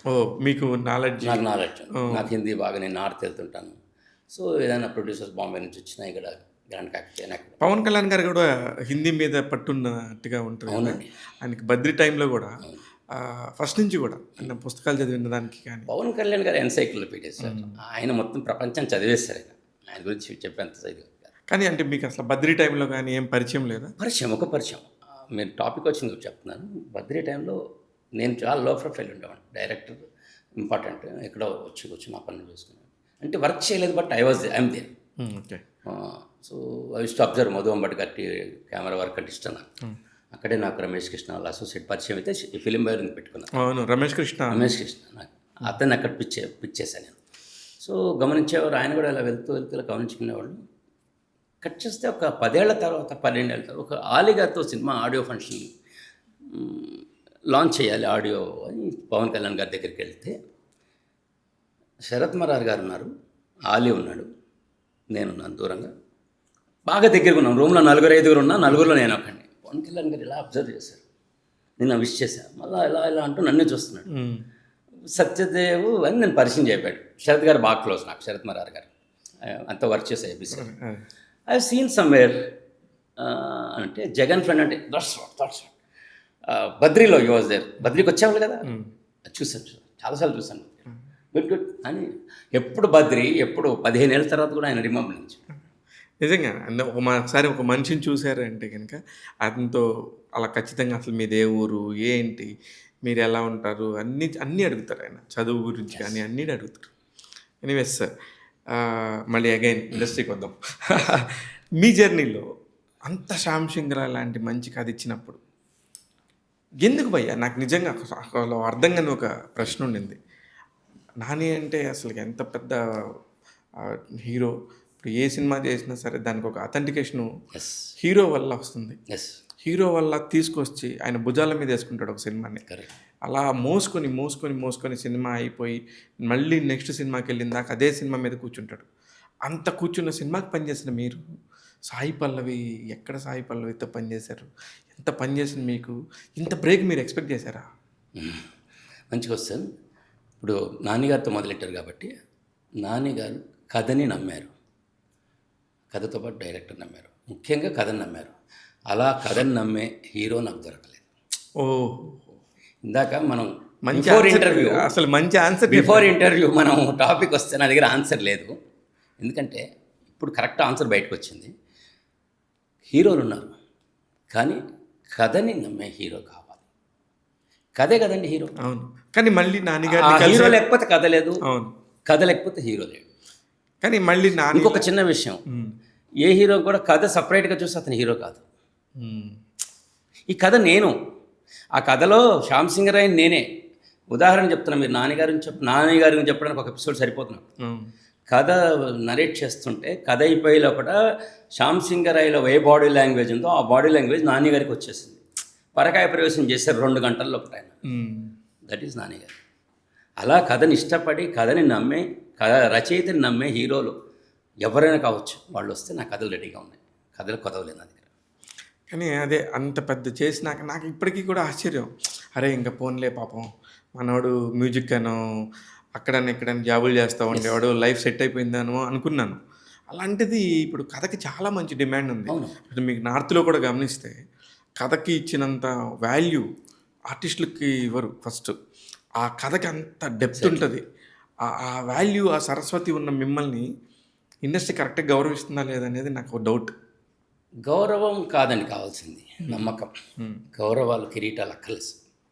జస్ట్ మీ కథ నచ్చింది, ఇది మాకు బ్లాక్ చేయండి, దీన్ని ఏం చేస్తే బాగుంటుంది, మీరు చేస్తారు, మమ్మల్ని చేయించుకోమంటారు, ఇంతే. మూడోది లేదండి. అది కావాలి. కోర్స్ అది ఉంది కొంత ఇండస్ట్రీలో, కొంతమందికి ఉంది. అది 100% లేదు. సూపర్, బాగా చెప్పారు. అయితే ఇప్పుడు రాబోయే సినిమాలకు సంబంధించి మీ point of view yeah, as a రైటర్గా ఏమనుకుంటున్నారు? రాబోయే సినిమాలో ఒక మంచి క్రైమ్ థ్రిల్లర్ ఒకటి ప్రాజెక్ట్ ఓకే అయిందండి. పాపులర్ ప్రొడ్యూసర్ గారు ఆయన భరత్ చౌదరి గారని, నేనే రాజు నేనే మంత్రి, ఎమ్మెల్యే లాంటి చాలా మంచి ప్రొడ్యూసర్, మంచి టేస్ట్ ఉన్న ప్రొడ్యూసర్. చాలా తను అద్భుతంగా ఆ కథ నచ్చి నన్ను యాక్చువల్గా బెంగళూరు తీసుకెళ్లారు. రాజవీ సెట్ గారికి కథ చెప్పించారు. ఆయనకు విపరీతంగా నచ్చింది కదా. ఇంకా వేరే కూడా ఆలోచిస్తున్నాం, ఆయననా లేదంటే ఇంకో హీరోనా. హీరో ఒకటి ఫైనలిస్ట్ కావాలి. డైరెక్టర్ కూడా మంచి క్రియేటివ్ డైరెక్టర్ దొరికారు. సూపర్. అదే డైరెక్టర్కి ఆ క్రియేటివ్ స్పేస్ దాని మీద ఐడియా ఉంటే. కానీ ఇప్పుడు సినిమా మారుతుంది సార్. సినిమా కథ మాత్రం ఆ సోల్ పాయింట్ పట్టుకొని సినిమా తీయగలిగి టాలెంట్ ఉంటే ఒక మంచి కథలు చెప్పడానికి చాలామంది కొత్త వాళ్ళు ఉన్నారు. వాళ్ళల్లో చాలా టాలెంట్ ఉంది, చాలా అవగాహనతో వస్తున్నారు. ఇప్పుడు కొత్తగా వచ్చే పిల్లలు అయితే చాలా బాగా చాలా అండి. ఇప్పుడు చూస్తున్నాం కదా, కొన్ని ఈటీవీలో కొన్ని చూసాను, కొన్ని 35 అనేసి చాలా ఫ్యామిలీలో జరిగే చిన్న ఇష్యూ ఇంత కట్టిపడేస్తారు డైరెక్టర్. అలాగే 90s చాలా చాలా నేను ఎందుకని ఈ మధ్య సినిమా రాలేదే అని బాధ లేదు. ఇంతకుముందు మంచి పుస్తకం చదివేవాడిని, ఇప్పుడు మంచి సినిమాలు వస్తాయి. నాకు నచ్చకపోతే సినిమా 15-20 నిమిషాల్లో తీసి పడేస్తాను. నచ్చిందా 3 సార్లు చూస్తాను, 4 సార్లు చూస్తాను. ఆ ప్రొడ్యూసర్ నెంబర్, డైరెక్టర్ నెంబర్ కనుక్కొని మరి ఫోన్ చేసి అప్రిషియేట్ చేస్తాను. అలాగే అనగనగా అని ఒక మంచి కథ వచ్చింది. అలాగే ఎయిర్ అని ఒకటి వచ్చింది. అవును, రీసెంట్గా నిన్ననే చూసే. అంటే పేక మెడల్ అని ఒక సినిమా పెట్టారు. అంటే ఈటీవీ విన్లో సెలెక్టివ్గా వాళ్ళు ఏం చేస్తున్నారంటే కొన్ని మంచి కథలు కథా సంగ్రహంలాగా తీసుకొని చేస్తున్నారు. చాలా బాగుంటుంది. అయితే ఈ మధ్య మీతో మాట్లాడినప్పుడు ఒకసారి నా ఇంటర్వ్యూని చూసి మీరు ఫోన్ చేశారు. 8 వసంతాలు డైరెక్టర్. అస్సలు మైండ్ బ్లోయింగ్ బ్రదర్. 8 వసంతాల గురించి నాకు గూజ్ బంప్స్. నాకు ఎందుకంటే 8 వసంతాలు స్లో ఫేజ్ ఉందని కొంతమంది, ఇంకేదో ప్రాబ్లం ఉందని కొంతమంది మాట్లాడుతున్నారు. కానీ నాకు మాట్లాడే వాళ్ళు ఎవరు మెచ్యూరిటీ లేదేమో అనిపిస్తుంది. కరెక్ట్. వాళ్ళని బాధపడ్డా పర్వాలేదు. భగవంతుడు అలా వెరీ మచ్ మెచ్యూర్డ్. నేను చాలా చూసా, వ్యక్తులను చూసా, మహామహులను చూసా. నేను వర్క్ చేసిన వ్యక్తులే టాప్ మోస్ట్ పర్సన్స్, ఇండియాలో టాప్ నెంబర్ 1 పీపుల్తో ట్రావెల్ అయ్యాను. బాలమురళీకృష్ణ గారు, ఎస్పి బాలసుబ్రహ్మణ్యం గారు, విశ్వనాథ్ గారు, వీళ్ళతో ట్రావెల్ అయ్యాను. అవును. సో వాళ్ళని ఆ స్థాయిలో నేను మాట్లాడుతున్నా. 8 వసంతాలను ఒక అద్భుతమైన సినిమా. నిజంగా నిజంగా నాకు కూడా అదే ఫీలింగ్. మీరు ఏదైతే చెప్పారో అసలు అలాగ తన్మయత్వంలోకి తీసుకెళ్ళాడు. అదండి, భావుకత చూపిస్తే 100% చూపించాలి. టైం పాస్కి భావుకత చూపించాలి. ఆయన కూడా కోట్ చేసిన సందర్భం కూడా, సార్ విశ్వనాథ్ గారి సినిమాలు మళ్ళీ వస్తాయా, అలా కాదు ఇలాగనే కమర్షియల్ కావాలంటే పలానా వాళ్ళ సినిమాలు వస్తాయి. కమర్షియల్ అనుకోవడం రాంగ్ అండి. అదే చెప్తున్నా. ఇప్పుడు శంకరాభరణం వచ్చేదే సార్ అని అడుగుతున్నాడు ఆయన నన్ను. చాలా ఆయనకి హీజ్ వెరీ క్లారిటీ, చాలా మంచి దర్శకుడు అవుతాడు ఆయన. ఒక కాన్సెప్ట్ని కానీ, ఒక కథని కానీ, ఒక సినిమాని కానీ అర్థం చేసుకోవాలంటే వేవ్ లెంత్ ఉండాలి. అప్పుడే అర్థమవుతుంది. అందరికీ అర్థమైతే కళాఖండం కావ్యం ఎందుకు అవుతుందండి. కానీ నిజంగా కానీ నాకు అందులో మీరు కూడా ఇక్కడ కులం ప్రస్తావన అనేది ఉండదు, కానీ మీరు కూడా సనాతన ధర్మాన్ని నమ్మినవారు. సినిమాకు మీ శ్యామ్ సింగ్ రాయ్లో కూడా అలాంటి ఒక టాపిక్ ఉండింది. శ్యామ్ సింగ్ రాయ్లో కూడా మీ కథా సంపుట్లో కూడా ఎలాగా ఆ కథకి సంబంధించి కానీ ఒక ఎమోషన్ ఉండింది, ఒక తడి ఉంది. ఒక వేశ్య వృత్తిలో ఉన్న, వేశ్య వృత్తి కాదండి, అదే ఐ మీన్ దేవదాసి వృత్తిని వేశ్య కళ్ళగా చూశారు. వేశ్య అనుకొని చూసి వేశ్యగా భావించి అప్రోచ్ అయ్యారు ఆ కథ. ఇప్పుడు దేవదాసికి వేశ్యకి తేడా ఏంటి సార్? అసలు రెండు సంబంధం లేని విషయం అండి. పొట్టకోటి కోసం మాత్రమే శరీరాన్ని అమ్ముకున్నది వేశ్య. ఓకే, తను బతకాలి కదండి. ఎవరు అవకాశం ఇవ్వనప్పుడు, ఆధారం లేనప్పుడు శరీరం ఆకలి కంటే మించింది ఏం లేదు. అది తప్పు కాదండి, తన వృత్తి. అవును, వేశ్య వృత్తి. అది ఎందుకు తప్పు అవుతుంది? నీ కళ్ళతో చూస్తే తప్పు అవుతుంది, ఆమె కళ్ళతో చూస్తే వృత్తి కాదు, అది తప్పు కాదు. ఆమె ఆకలి తీర్చుకోవడం కోసం తను లేక చచ్చిపోతుంది. ప్రాణాన్ని కాపాడుకోవాలి. ఎప్పుడు కూడా ప్రాణం కాపాడడం నుంచి గొప్ప ధర్మం లేదు. కాబట్టి ఆ వృత్తి స్వీకరించి మనం ఎన్నైనా మాట్లాడతాం, కానీ ఆకలిని మించిన ఏముంటుంది? వెపన్ లేదు. అంతకి ఎలాంటి వాడినైనా అసలు రూపం చూపిస్తుంది ఆకలి. So coming to the point of devadasi, అదొక అద్భుతమైన వ్యవస్థ, వృత్తి కాదు. మనకు భారత సనాతన ధర్మంలో ఎలాగైతే ఆలయ వ్యవస్థ ఉందో, ఆలయానికి ఒక పూజారి స్వామి యొక్క విగ్రహాలను శుభ్రపరిచి అర్చన చేసి భక్తులకి భగవంతుడికి మధ్య అనుసంధానం చేసే ఒక పూజారి ఎంత పవిత్రమో దేవదాసి కూడా అంతే పవిత్రం. దేవదాసి ఎలా పవిత్రం అంటే, దేవదాసి ఏం చేస్తుంది అంటే, ఆవిడ పూర్వీకుల నుంచి ఆమెకు సంక్రమించిన జ్ఞానం ఏంటంటే నృత్యము, సంగీతము, ఇవి దైవదత్తమైన కళలు. ఈ కళలు, ఆ కళల్లో ఏంటి, ఆ భగవంతుడి మీద, ఆ కృష్ణుడి మీద, ఆ రాముడి మీద, ఆ అమ్మవారి మీద, శివుడి మీద వర్ణనలు ఉంటాయి. ఎవరు వాగ్గేయకాలు రాసింది? ఇప్పుడు మువ్వగోపాల పదాలు క్షేత్రయ్య గారు రాశారు. ఆ సమయంలో ఆయన దేవదాసిని గమనించుకుంటూ రాశారు. ఈయన పాడుతుంటే, ఈయన రాస్తుంటే దేవదాసిని నృత్యం చేసేవాళ్ళు. ఈయన నేర్పించాడు దేవదాసులకి. అవి వాళ్ళు పాడుతూ ఉండగా నెక్స్ట్ జనరేషన్కి వచ్చింది. ఈయనేం నెక్స్ట్ జనరేషన్కి ఈయన రికార్డ్ చేసి పెట్టలా. ఓకే, అలాగా దాని కంటిన్యూషన్గా వాళ్ళు వారసత్వం, వాళ్ళు మన భారత సనాతన సంప్రదాయాన్ని వాళ్ళు రాబోయే తరాలకు అందించే ఒక వారసత్వం దేవదాసి వారసత్వం. దాంట్లో ఏంటంటే ఆ ఆలయ వ్యవస్థలో భాగం కాబట్టి ఆలయ ధర్మకర్తల బాధ్యత వాళ్ళకి గృహము, ఆహారము, వస్త్రాలు అన్నీ పెట్టి వాళ్ళని చక్కగా ఒక విఐపి లాగా చూసుకోవడం. ఇది ఉండేది రాజుల కాలం నుంచి ఉంది. డీప్గా స్టడీ చేస్తే వస్తుంది ఇది. అదే కాకపోతే ఏమైందంటే సినిమా ప్రభావం, లేకపోతే సినిమాలో తెలియక చేసిన తప్పులేమో కానీ దేవదాసీలు కన్వర్టెడ్ వేశ్యలో, లేకపోతే వేశ్యలో కన్వర్టెడ్ దేవదాసీలో అనే ఒక మైండ్ సెట్ ఒక మా జనరేషన్కి ఉండింది. కారణం ఏంటంటే సినిమా కూడా కాదండి. కారణం ఆ రాజులు, ఆ జమీందారులు నిబద్ధత లేని వ్యక్తులు ఆ పాలక మండలిలో ఉండడం వల్ల వాళ్ళ స్వార్థ ప్రయోజనాల కోసం. ఓకే, ఆ పాలక మండలి వారంతా కూడా దేవదాసీలతో సంభోగించేవాళ్ళు. వాళ్ళు కడుపు కొత్తి కోసం వాళ్ళు రావాల్సిన నిధులు రాకపోతే ఏం చేస్తారు? అందుకని వేశ్యగా మారుతారు. మారాల్సిన సిచ్యువేషన్స్ ఏర్పాటు చేస్తారు. ఎగ్జాక్ట్లీ నా పాయింట్ కూడా అదే. మీరు చెప్పిన దేవదాసీల గురించి అంతా ఉంది, ఒక వ్యవస్థ, వాళ్ళొక మారుతాం కాలానుగమనంగా వాళ్ళు ఎలాగా మార్పు తీసుకొచ్చారు కానీ చివరికి దేవదాసీలు అంటే వాళ్ళు వేశ్యలుగానే వేశ్యలుగా ఇష్టం లేని వాళ్ళు, ప్రాణత్యాగం చేసిన వాళ్ళు, పారిపోయిన వాళ్ళు ఉన్నారు, ఉంటారు. తప్పని పరిస్థితుల్లో బతుకు జీవుడు పిల్లలు పుట్టుంటారు. అది ఇంకా తర్వాత వీళ్ళ ద్వారా ఏముంది, వీళ్ళు ఏం చేస్తారు, ఉంచుకుంటామనో పడుపు వృత్తిలో దించడము, అలా రకరకాలుగా చేసి దానికి అలా జరిగిన విషయం. అయితే పర్టికులర్గా 8 వసంతాల సినిమాకి సంబంధించి మీరు సనాతన ధర్మం గురించి తెలిసిన వాళ్ళు, మాట్లాడగలిగిన వాళ్ళు, ఆ సినిమాలో ఉన్న తప్పేంటో నాకు చెప్పగలరా మీరు? అంటే అంటే అది ఒక మీడియాలో ఒక పెద్ద సంఘర్షణ జరిగింది దాని మీద. ఆయన పెద్ద జర్నలిస్టు మూర్తి గారు ఆయన మాట్లాడుతూ మొట్టమొదటిగా వాళ్ళు సక్సెస్ మీట్ అని చెప్పి పెడితే మొదటి ప్రశ్నలోనే ఆయన అభ్యంతరం లేవనెత్తారు. ఆ రోజు మేము లేము, ఉంటే కనుక మేము కూడా కొద్ది గొప్ప ఖండించే వాళ్ళమేమో కానీ బట్ అన్ఫార్చునేట్లీ మేము ఆ రోజు లేకపోవడంతో నాకెందుకో అది 8 వసంతాలకు జరిగిన అన్యాయం ఏమో అనిపించింది. నిజం చెప్పాలంటే ఆ సినిమాకి రావాల్సినంత మంచి టాక్ రాలేదండి. అన్యాయం గురించి పక్కన పెడితే, ఒక విషయం, ఒక సందర్భం గురించి నీకు ఏదన్నా అనిపించి నువ్వు అడగడం వేరు, నీ ఉద్దేశం, నీ యొక్క అభిప్రాయం వెలిబుచ్చడం వేరు, దాన్ని ఇంకొక నీ పర్సనల్ దానికి ముడిపెట్టడం వేరు. అది being a Brahmin, being a Sanatana ధర్మవాదిగా నేను చెప్పొచ్చేది ఏంటంటే, ఆ సినిమాలో ఎటువంటి అసందర్భమైన విషయాలు లేవు, చాలా క్రిస్టల్ క్లియర్గా ఉంది. యాజ్ ఎ రైటర్గా చెప్తున్నారు, యాజ్ ఎ బ్రాహ్మణ్గా చెప్తున్నారు? అసలు ఒక మనిషిగా చెప్తున్నాను, బ్రాహ్మణ్ రైటర్ సెకండరీ. ఒక మనిషిగా అక్కడ ఏం జరిగిందంటే, ఒక అమ్మాయి తన మానాభిమానాలు కాపాడుకోవడం అక్కడ ఒక అవసరం కోసం వెళ్ళింది. ఆ అవసరం ఎవడో అతని ద్వారా అవుతుందని కూడా అతన్ని నమ్మింది, అతను మోసం చేశాడు. అతను ఏ కులస్తుడో అని పక్క చూడకూడదు. ఒక వ్యక్తి, నేను ఒక వ్యక్తిగా చెప్తున్నా కదా, ఇంకో వ్యక్తి మోసం చేశాడు, అవును అంతే, ఇంకొంతమంది వ్యక్తులు అతనికి సపోర్ట్ చేశారు. ఇక్కడ వ్యక్తే ఉన్నాడు తప్ప కులం లేదు. కరెక్ట్.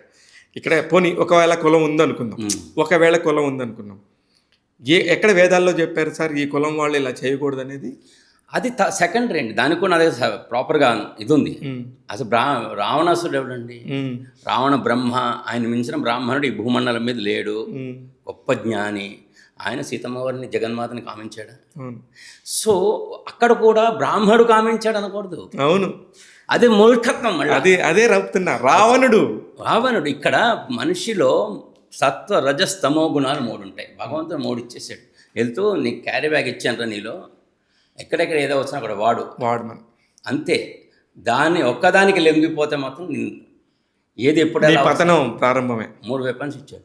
తమో గుణం ఏంటి? నీకు నిద్రపోవడానికి పనికొస్తుంది.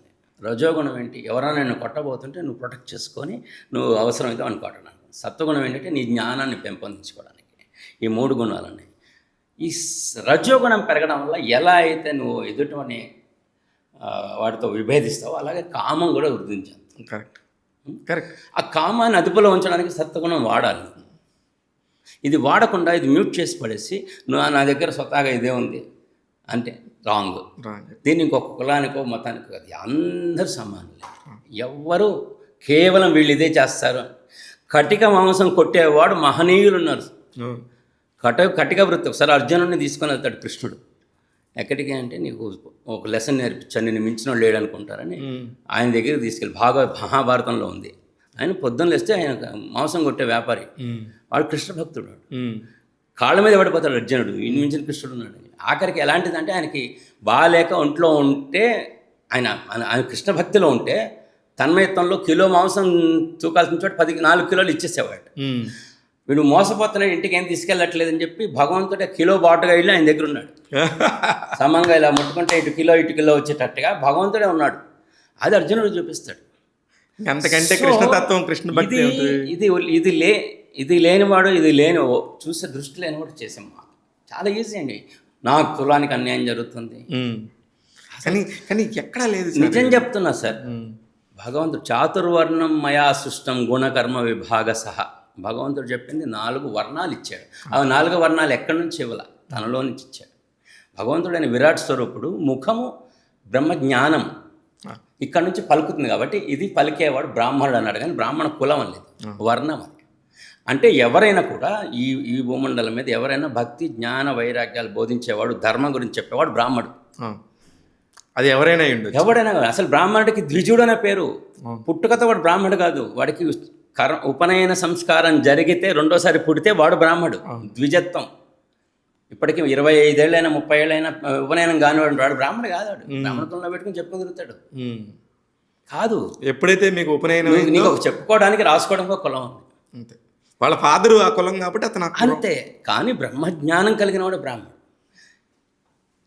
క్షత్రియత్వం, నీలో ధైర్యం ఉంది, ఫైట్ చేస్తావు, యోధుడివి. ఇప్పుడు మిలిటరీ వాళ్ళు ఉన్నారు, వాళ్ళంతా క్షత్రియులా కాదు కదా. బ్రాహ్మణుడు కూడా వెళ్ళి ఫైట్ చేస్తాడు, శూద్రుడు ఫైట్ చేస్తాడు. అలా భగవంతుడు తనలోని 4 వర్ణాలు సృష్టిస్తే మన యొక్క స్వప్రయోజనాల కోసం మనం దాన్ని మార్చుకొని కంఫర్టబుల్గా నేను ఇది నేను అది అని చెప్పేసి నలుగురు తప్పు చేస్తున్నారు. అదొకటి. నలుగురు తప్పు చేస్తారు. ఇప్పుడు పరిపూర్ణమైన బ్రాహ్మణత్వం మీద భగవంతుడి మీద నమ్మకం లేనివాడు నేను వేదం చదువుతా అంటాడు వెళ్ళి. నేను పూజలు చేసి తప్ప మన దొక్కేస్తున్నారు అంటాడు. అది కూడా తప్పే.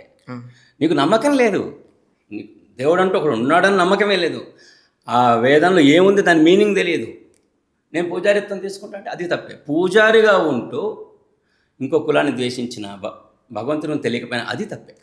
నిజంగా ఇది ఇవి చిన్న చిన్న తప్పులాగా కనబడతాయి. కానీ మనం ఏం చేసామంటే రాను ఇది మాట్లాడితే ఏమవుతుందో, మనల్ని తక్కువగా భావిస్తారా, మనల్ని పక్కన పెడతారా, మన పక్కింటోడు మనం వాడు కదా వీడు కదా. ఇప్పటికీ బాధేస్తుంది. ఆంధ్ర రాష్ట్రంలో కొన్ని వర్గాల్లో లాగా ఎక్కువగా కనిపిస్తున్నాయి. ఇక్కడ తెలంగాణలో అంత లేదు కానీ ఆంధ్రాలో ఎక్కువగా ఈ ఫీలింగ్. నాకు తెలియదు చక్రి అనేవాడు ఏ కులం. న్యూస్ రైటర్ నాకు కోరస్ పాడేవాడు, నాతో అన్నయ్య అని తిరిగేవాడు. నన్ను పూరి పిలవంగానే బాంబే వెళ్తున్నావు రా అన్నయ్య, నాకు మ్యూజిక్ డైరెక్టర్ కోసం కావాలంటే. ఎందుకు అంటే మ్యూజిక్ డైరెక్టర్ కాదు, నా దగ్గర చక్రి అనే కుర్రాడు ఉన్నాడు, మంచి టాలెంట్ ఉన్నాడు, తీసుకొచ్చి పరిచయం చేశాను. అతను నా కులం కాదే. చక్రిని మీరే పరిచయం పూరికి? అవును సార్, ఇది కదా టాపిక్ సార్. ఎంత అద్భుతం సార్, ఎంత అద్భుతమైన వ్యక్తి చక్రి అనేవాడు. ఎలాంటి ఇప్పుడు చనిపోయి ఇన్నాళ్ళైనా ఇప్పటికీ ఎంతమంది ప్రేమిస్తారు, ఎంత స్నేహశీలి. భయ్యా అంటాం తప్ప నువ్వు అర్ధరాత్రిళ్ళు అపరాత్రిళ్ళు బిర్యానీ పెడతాడు. నేను శివోహం జయ హనుమాన్ అని ఆల్బమ్ చేసేవాడిని. అప్పుడు నాకు చుట్టుపక్కల ఒక 15-20 మంది ఉండేవాళ్ళు. వాళ్ళలో ఆర్పి, అనూపు, చక్రి. అనూప్ నా కీబోర్డ్ వాయించేవాడు. సో ఎప్పుడు కలకల్లాడుతుండేది నా స్టూడియో. 15-20 మంది బౌన్ చేయాలి, అందరూ వచ్చి మ్యూజిక్ ఎంజాయ్ చేయాలి సరదాగా. ఆర్పి కూడా అనేవాడు, అన్న నువ్వు ఎప్పుడో మ్యూజిక్ డైరెక్టర్ అయిపోతావు నాకు తెలుసు అనేవాడు. అలా రోజులు ఏడ్చేవి. ఎవరో సడన్గా పూర్జన నాకు ఫోన్. అది కూడా ఏంటి గమ్మత్ అని, చిత్రం సినిమా ఆ రోజు రిలీజ్ అయింది. ఓకే. సుదర్శన్ మార్నింగ్ షోకి వెళ్తే టికెట్ ఫుల్ ప్యాక్ 99. ఆర్పి, చక్రి, నిహాల్, ఉదయ్ కిరణ్, నేను, అపార్ట్ ఫ్రమ్ తేజ గారు మిగతా అందరం వెళ్ళాం. ఆల్మోస్ట్ 10-15 మంది వెళ్ళాం. లేదు, గంగా థియేటర్ దిల్సుఖ్నగర్లో ఉంది. వెళ్ళిపోయాం మ్యాట్నీకి. అయితే బ్లాక్ చేశారు. లాస్ట్ 5 రోలోకి 8 మంది 10 మందికి మాకు ఇచ్చేసారు. చూస్తున్నాం సినిమా. ఇంటర్వెల్కి 3 నిమిషాల ముందు నాకు పేజర్ ఉండేది. పేజర్కి ఒక మెసేజ్ వచ్చింది. ఏంటంటే, అన్న అర్జెంటుగా కలవాలి, నీతో మాట్లాడాలని పూరి జగన్ నాకు మెసేజ్ పెట్టాడు. బయటకు వచ్చి పబ్లిక్ బూత్ నుంచి ఫోన్ చేశాను. నేను బాంబే వెళ్దాం అనుకుంటున్నాను, సలీం సులేమాన్ మ్యూజిక్ డైరెక్టర్, నీ నేమ్ డేట్ ఆఫ్ బర్త్ పంపించి ట్రైన్ టికెట్ బుక్ చేస్తాను. ఎన్నిసార్లు రావాలి నేను, నువ్వు అలా హిందీ చెప్తే నీకు అర్థం కాదు అప్పట్లో. సో ఇది కరెక్ట్ కాదు. ఇక్కడ మన దగ్గర అంటే మనిషి రెగ్యులర్ పేర్లు వద్దు నాకు, కొంతమంది ఉన్నారు వాళ్ళతో. ఇప్పుడు నాకు కొత్తగా కావాలి. ఇటు చూస్తే ఆర్పి, అటు చూస్తే చక్రి. ఆర్పి సినిమా చూస్తున్నాను. అదే ఆర్పి తేజ మంచి స్వింగ్లో ఉన్నాడు. ఆర్పి కూడా అడిగేవాడు, నన్ను పూరి జగన్ పరిచయం చేయనివాడు. చక్రి ఒకసారి బండి స్టార్ట్ చేయి, ఇప్పుడే వెళ్తాను. ఏంటనే నువ్వు సమ్మని స్టార్ట్ చేయండి. సుజుకి ఏదో బండి ఉండేది. నిహాల్కి వాళ్ళకి చెప్పాను, ఇప్పుడు సుజుకి ఇంట్లో పని పడింది వస్తానని చెప్పి బండి స్టార్ట్ చేసి అమీర్పేట నాగార్జున నగర్లో అపార్ట్మెంట్కి వెళ్ళిపోయాను. ఏంటి ఇతను ఎవరు అన్నాడు. చాలా టాలెంటెడ్, ట్యూన్ సీను నచ్చకపోతే బాంబే వెళ్దాం అన్న. దరు వేసుకుంటూ మోనా అని టేబుల్ మీద కొట్టి చూపించాను. ఒక 3 ట్యూన్లు వినిపిస్తే ఫిదా. నాకు సత్యదేవ్ మాట మీద నమ్మకం ఉంది, మీ ట్యూన్స్ మీద కూడా నాకు ఒక మంచి ఒపీనియన్ వచ్చింది, నేను చెప్తాను మీకు, కలుద్దాం భయ్యా అని పంపిస్తాడు. నైట్ నాకు ఫోన్ చేశాడు ఇంట్లో ల్యాండ్లైన్కి. ఫోన్ చేసి, బాగా కుర్రాన్ని తెచ్చావే, మంచి హుషారుగా ఉంది, బట్ నాకు ఆర్ఆర్ చేస్తాడా డౌట్ ఉంది, మ్యూజిక్ కంపోజ్ చేసినంత ఈజీగా అది ఆర్ఆర్ అన్నాడు. ఆయన చేతిలో చాలామంది కీబోర్డులు ఉంటారు, అనూప్ ఉన్నాడు, ఇంకోటి ఉన్నాడు, చాలామంది ఉన్నారు. చేయించుకుంటా, నీకు ఎందుకు తలగానొప్పింది, కాకపోతే ఇంకోరికి వెళ్ళాను. కట్ చేస్తే డన్ అయితే చెప్పేసి అతనికి మన సినిమాకి చేస్తాను. తెల్లారితే చక్రి పుట్టినరోజు. అనుపమ అని అమీర్పేటలో హోటల్ రెస్టారెంట్. అందరూ బొక్కేలు పట్టుకొని వెళ్తున్నారు. అందరు కిటకిటలాడిపోతుంది. భాస్కర్ పట్ల, కందికొండ, నిహాలు, కౌసల్య, మొత్తం అక్కడ లేని సింగర్స్ లేదు, మొత్తం ఉన్నారు. అంటే అప్పటికి చిన్న ఆల్బమ్స్ చేసి మనోడు అందరిలో చొచ్చుకుపోయినాడు, సినిమా మాత్రం చేయలే. ఉమ్. నేను వెళ్తే ఎవడో కామెంట్ చేశాడు, "ఇదిగో ఆయన ఆదిత్య మ్యూజిక్ మేనేజరు ఒట్టి చేతులతో వస్తున్నాడు" అని ఏదో కామెంట్ చేశాడు. విన్నా నేను, ఉమ్. ఏం మాట్లాడలే. నన్ను చూడంగా చక్రి స్టేజ్ మీద తీసుకెళ్ళి కౌగులించుకున్నాడు, మైక్ తీసుకున్నాను. భయ్యాకి బర్త్డే గిఫ్ట్లు అందరు ఇచ్చారు. మంచివే గిఫ్ట్లు అనేది, గుర్తుంటాయి, ఫర్ ఎవర్ గుర్తుండిపోయే ఒక బ్యూటిఫుల్ గిఫ్ట్, లైఫ్ లాంగ్ గుర్తుండేది ఇస్తున్నాను. పూరి జగన్నాథ్ గారి సినిమాలో మ్యూజిక్ డైరెక్టర్గా ఛాన్స్. అయిపోయింది. అంతే ఏడ్ చేశాడు, లిటరల్లీ ఏడ్ చేశాడు. ఆ. ఏడ్ చేసి నేను లైఫ్లో మర్చిపోలేను, హెల్ప్ చేశాను. ఇంకా అక్కడి నుంచి ప్రతి ఇంటర్వ్యూలో ఆర్కే గారితో, ఏబిఎన్ ఆంధ్రజ్యోతిలో ఎక్కడ చూసినా నా ఇంటర్వ్యూ ఏం మాట్లాడిన ఆయన సక్సెస్ అయినా చివరి రోజు దాకా నా గురించి మర్చిపోలేను. చాలా అంతకనే ఉంటుంది. అందుకండి నేను అతని నుంచి ఏం ఆశ ఏమి సినిమాలు చేశాడు ఉన్న ఆ తక్కువ టైంలో కూడా, అద్భుతం. చివరికి దాసనారాయణ గారితో కూడా పనిచేశారు. లాస్ట్ సినిమా ఎర్రబస్సు. అప్పుడు పిలిచి నన్ను హక్ చేసుకుని నేను నీకేం చేయలేకపోయాను బాధపడ్డాడు. నీ ఆరోగ్యం ఫస్ట్ ఇంపార్టెంట్, చూసుకో తర్వాత మనం టైం భయ్యా. ఒక్కొక్కరు ఒక తారలాగా అలా వచ్చేసి కళ్ళ ముందు ఎంతమంది ఉదయకిరణ్ అలాగ అయిపోవటం. నేను అదే చెప్పేది. ఇప్పుడు మనకు డిసిప్లైన్ ఉండాలి. ఆ డిసిప్లైన్ ఆరోగ్యపరంగా ఉండాలి, సమాజపరంగా ఉండాలి, ఆధ్యాత్మిక పరంగా ఉండాలి. అది ఉండడం వల్ల ఏమవుతుందంటే మన పీస్ ఆఫ్ మైండ్ వస్తుంది. అది నువ్వు దేవుని నమ్మడం వేరు, నీకోసం స్వార్థంగా నమ్ము, దేవుని తప్పలేదు. నువ్వు దేవుని నమ్ము, అక్కడికి వెళ్తే నాకు ప్రశాంతంగా ఉంటుంది. అది స్వార్థం, ఇల్లు నీకోసమే కదా. అది నేను చెప్పు. మీ ఫ్యామిలీ బ్యాక్గ్రౌండ్ భయ్యా? నాకు చాలా చిన్న ఫ్యామిలీ, అంటే కలిసి ఉంటాం. అన్నయ్య, ఇద్దరు డాటర్స్ అన్నయ్యకి, నాకు అబ్బాయి, అంత కలిసి ఉంటాం సికింద్రాబాద్లోనే ప్రశాంతంగా, పీస్ఫుల్ లైఫ్, ఓన్ హౌస్. అమ్మ నాన్న ఉండేవారు, లేరు. But I'm 100% spiritual, 100%. అదే నేను చెప్పేది, ఎక్కడ చెప్పినా కూడా ప్రతి ఒక్కరి జీవితం చాలా వాల్యుబుల్, పీస్ఫుల్గా, ఫిలాసఫికల్గా ఉండండి. ఇప్పుడు చదివే విషయంలో ఏమేమి పుస్తకాలు చదివితే, సినిమా ఇండస్ట్రీకి సంబంధించి ఎస్పెషల్లీ నా బాధ ఏం లేదు, వాళ్ళకి ఎవరిని అడిగే పని లేకుండా పలానా సందర్భం వచ్చినప్పుడు ఇక్కడ ఎమోషనల్గా ఇక్కడ మనం మాట్లాడాలి, ఇక్కడ అప్ అండ్ డౌన్స్ తెలియాలి అంటే పుస్తకం చదవాలి అంట నేను. తప్పకుండా చదవాలి. ఆ పుస్తకాలు చదివితే వచ్చే కిక్కు, ఓహో ఇక్కడ ఇలా చెప్తే వస్తుంది, ఇన్స్టాగ్రామ్లో రీల్స్ చూస్తే రాదు, నీకు చదివితే వస్తుంది అనేది నేను చెప్తున్నాను. చాలామంది దర్శకులు చదువుతున్నారు, డెఫినెట్గా వాళ్ళ దగ్గర టాలెంట్ లేకపోతే అక్కడ దాకా రారు. ఇక్కడ దాకా వచ్చి వాళ్ళు మైక్ పట్టుకుంటున్నారు అంటే వాళ్ళకి ఇంకా వాళ్ళ మీద నమ్మకం రావడం కోసం పలానా బుక్స్ చదవాలి అని చెప్పండి భయ్యా. 10 పుస్తకాలు. ఇప్పుడు జనరేషన్ గురించి నేను చెప్పలేను, బట్ నేను చదువుకున్నప్పటి నుంచి పుస్తకాల్లో ప్రతిదీ అంటే వాల్యుబులే. నేను ఇంతకుముందు స్టార్టింగ్ కెరీర్లో మొదలెట్టినప్పుడు మామూలుగా నాకు బాగా సపోర్ట్ చేస్తుంది అన్నమూరి గారి బుక్స్, మల్లాది గారి బుక్స్. అది చదవంగా ఒక పుస్తకాల మీద ఇంట్రెస్ట్ కలిగింది. అప్పుడు అనుకున్నా, ఓహో ఇది వీళ్ళు ఇంత గొప్పగా రాశారంటే వీళ్ళ పూర్వీకులు ఎలా రాసి ఉంటారు. ఒక విశ్వనాథ సత్యనారాయణ గారు 1000 పడకలు, ఒక చలంగారి మైదానం, అలా నేను చేస్తూ వడ్ర చండీదాస్ గారు బుక్స్ అలా చేసి చదువుకుంటూ, తిలక్ గారు అమృతం కూర్చుని రాత్రి, ఇలా వెళ్తూ ఉంటే దెర్ ఇస్ నో ఎండ్. అవును, ఎక్కడ ఎవరెవరు ఎలా గొప్పగా అసలు దీనికి అంత కారణం, నాకు కాళ్ళు ఫ్రాక్చర్ అయ్యి ఆపరేషన్ బెడ్ మీద 6 నెలలు ఉండాల్సి వచ్చింది. ఈ 6 నెలలు నేను ఏం చేస్తాను, పుస్తకాలు. అక్కడ నాకు చాలా సపోర్ట్, ఆ టైం బాగా కలిసి వచ్చింది. ఆ సమయాన్ని వృధా చేయకుండా నేను పుస్తకాలు చదువుతూ ఇక్కడ చాలా డీప్గా వెళ్ళాను. అప్పుడు అనిపించింది, ఒక్కొక్క మార్గం చూపించారు శ్రీశ్రీ గారు. విప్లవం ప్రతి ఒక్కళ్ళలో ఒక క్వశ్చనింగ్ ఉంటుంది, సొసైటీలో జరుగుతుంది, క్వశ్చన్ చేసే విధానం ఆయన నేర్పించాడు. అలాగే మల్లాది శాస్త్రి గారు, దేవులపల్లి కృష్ణశాస్త్రి గారు, ఆయనది ఒక అద్భుతమైన ఇది భావుకత. సో ఇవన్నీ గమనించుకుంటూ ఓకే పరిపూర్ణత్వం వస్తుంది చదివితే. కరెక్ట్. ఇప్పుడు వాళ్ళు అదృష్టవంతులు. ఇప్పుడు పుస్తకాల కోసం లైబ్రరీ బాగల ప్రతిదీ నెట్లో నీ టేస్ట్ ఉండాలి, కానీ ఎన్ని పుస్తకాలు దొరుకుతాయి ఇప్పుడు. ఇకపోతే మీరు సంపాదించిన ఆస్తి ఏంది భయ్య? నేను సంపాదించిన ఆస్తి మంచితనం. ఒక్కడికి కూడా ₹1,00,000 ఇచ్చి వీడి గురించి బ్యాడ్గా మాట్లాడంటే తర్వాత రేపు ఎల్లుండి కలుస్తుంది అన్న, అంతే. ఏమో చేస్తాడేమో వీడు, మళ్ళీ ఇంకో పని చేస్తే చూద్దామని. ఇప్పటిదాకా అదొకటి. మొదటి సంపాదన ఎప్పుడు వచ్చింది మీకు? అద్దరిపోయికి వస్తాను నా జీవితంలో. చెప్పాలనుకుంటాను, ఇప్పుడు ఎక్కడ చెప్పలేదు. మామూలుగా సంపాదన అంటే ఒక ఉద్యోగంలో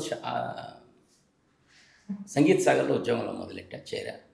మామూలు చాలా నార్మల్ శాలరీ.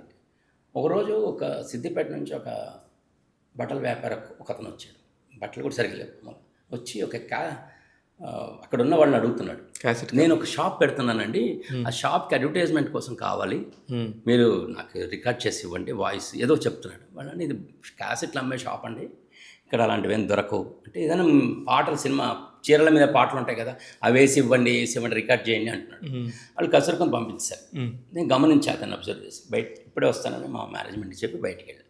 బయట భుజం ఇచ్చేసి ప్యారడైస్ హోటల్కి టీ తాగిపించి, మీ రిక్వైర్మెంట్ ఏంటంటే ఇట్లా కొత్త షాప్ పెడుతున్నాను భయ్యా అంటే, అప్పటికప్పుడు స్పాట్లో ఉచితం ఉచితం ఉచితం, ఒక చీర కొంటే ఇంకో చీర ఉచితం, ఆడికి ప్రపోజల్ తీసుకుని అని చుట్టూ చెంగాపి చీర కట్టావే చిలకమ్మ అని బాలుగారి పాట షాప్లో నుంచి ఇప్పుడే తెస్తానని క్యాసెట్ తీసుకొని వెళ్ళి అమృతవాణి స్టూడియో బుక్ చేసి ఉషకు ఫోన్ చేశాను. ఉష అమ్మ చిన్న వాయిస్ ఓవర్ ఉంది. అప్పుడు అమ్మాయి ఎక్కడ దగ్గరలో స్కూల్లో కాలేజీలో చదువుతుంది. తను స్పాట్లో ఇంకో చూసాను, నేను బుక్ చేసింది 2 గంటలే, 2 గంటలు అయిపోయింది, అమ్మాయి రాలా.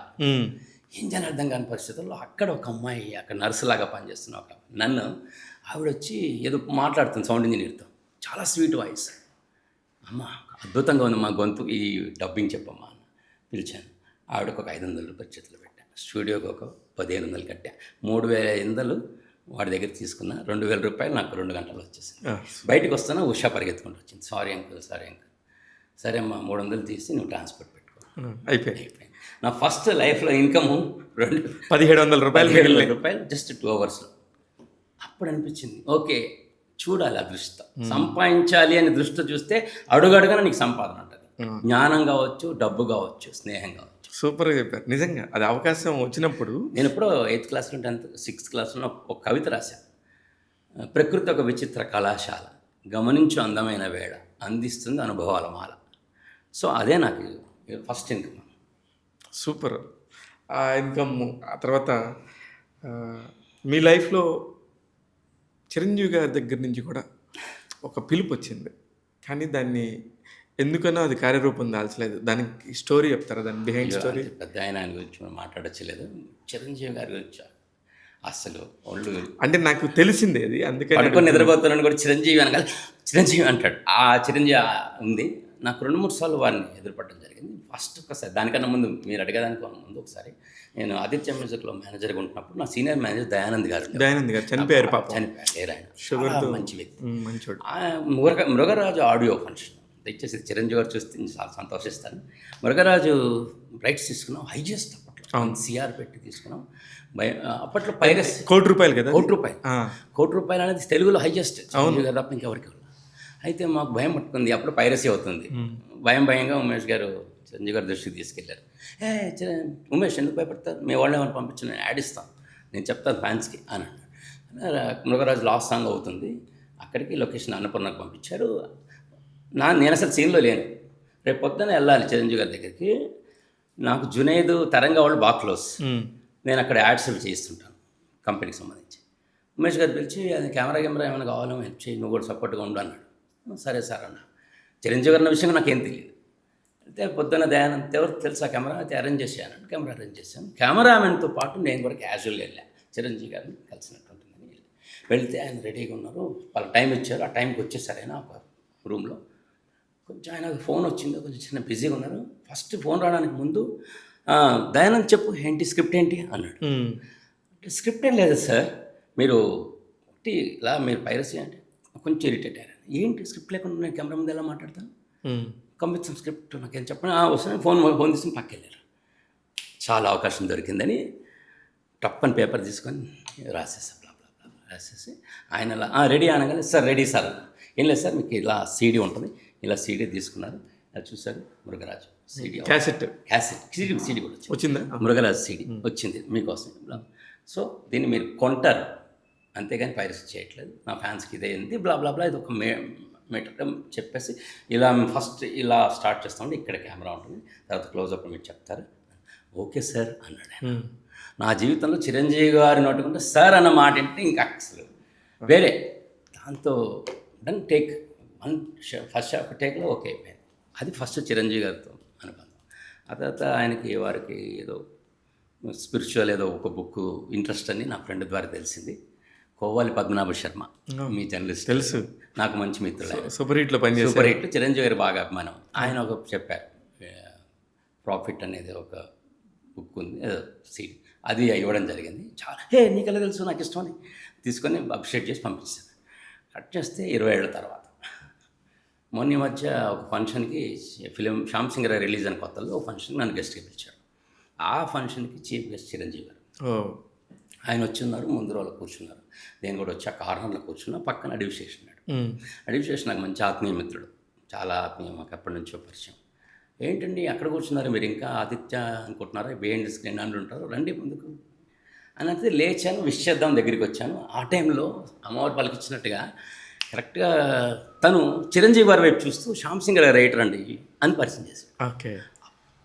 వెంటనే ఆయన రెస్పాండ్ అయ్యి షేక్ హ్యాండ్ ఇచ్చి మీ గురించి విన్నానండి, సినిమా గురించి విన్నాను, చాలా మంచి సినిమా, మాకు బాగా నచ్చింది, మా వాళ్ళు మిమ్మల్ని కాంటాక్ట్లోకి వస్తారు అని చెప్పి ఆయన చెప్పడం జరిగింది.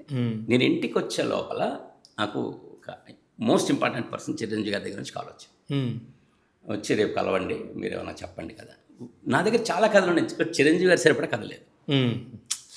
సో ఆ వచ్చినట్టే వచ్చే అవకాశం అలా వెళ్ళి మాట్లాడొచ్చాను. నేను సాయి ధర్మ తేజ్ గారు, వరుణ్ తేజ్ గారు వీళ్ళ సరిపడా ఉన్నాయండి, బట్ అన్ఫార్చునేట్లీ చిరంజీవి గారు సరిపడా లేదు. నేను త్వరలో అలాంటి కథ చేసుకొని వస్తాను అన్నాను.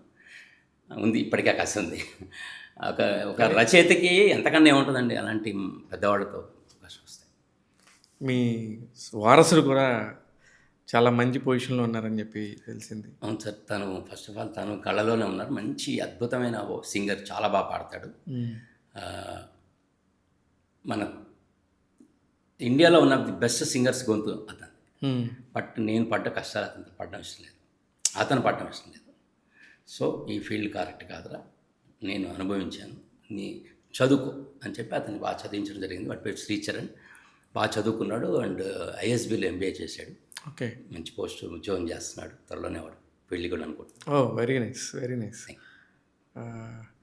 ఇంకా నాకు అన్నిటికీ మించి నాకు మీరు అడగకపోయినా అని చెప్పాల్సిన బాధ్యత, ముఖ్యంగా నేను ఈరోజు స్థాయిలో ఉండడానికి కారకులు ముఖ్యంగా మా అన్నయ్య గారండి. ఓకే. చాలా సపోర్ట్ చేశారు నాకు మా అన్నయ్య.